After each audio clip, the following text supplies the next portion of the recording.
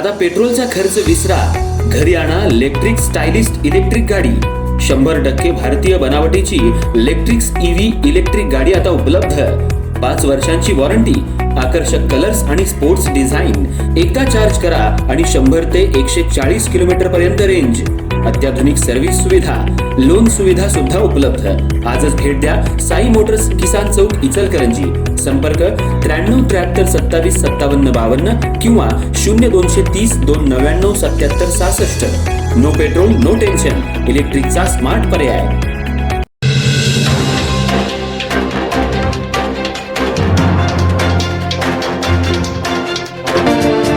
इचलकरंजी विधानसभा मतदारसंघातील मतदार पुनर्निरीक्षण मोहिमेच्या अंतिम टप्प्यात तब्बल 63,549 मतदारांची नावं वगळली जाण्याची शक्यता निर्माण झाली आहे।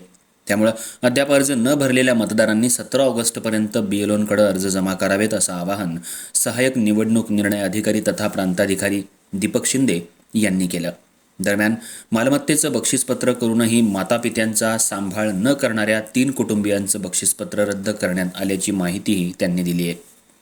मतदार पुनर्निरीक्षण कार्यक्रमाअंतर्गत इचलकरंजी शहरात BLO मार्फत मतदारांच्या नोंदींची पडताळणी सुरू आहे।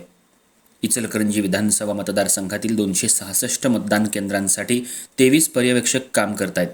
मतदारसंघात एकूण 3,17,733 नोंदणीकृत मतदार असून त्यापैकी 2,53,369 मतदारांचे अर्ज जमा झालेत। हे प्रमाण सुमारे 80% आहे।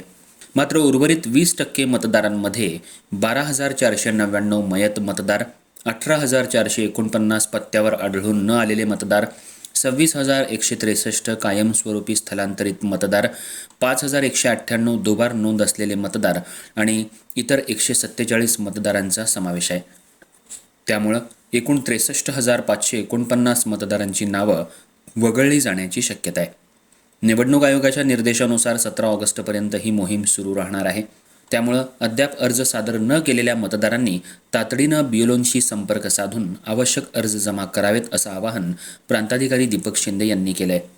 त्याचबरोबर सुमारे 13,000 मतदारांची नावं यादीत असली तरी त्यांनी अद्याप आवश्यक पुरावे सादर केलेले नाहीत।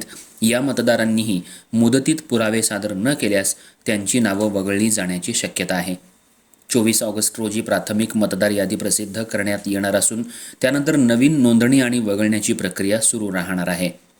कोल्हापूर उत्तर विधानसभा मतदारसंघानंतर जिल्ह्यात सर्वाधिक नावं न आढळून आलेला इचलकरंजी हा 2ऱ्या क्रमांकाचा मतदारसंघ असल्याचंही शिंदे यांनी सांगितलं। दरम्यान मातापिता आणि ज्येष्ठ नागरिक निर्वाह कल्याण अधिनियम 2007 आणि 2010 अंतर्गत प्रांताधिकारी कार्यालयाकडे एकूण 67 खटले दाखल झाले होते।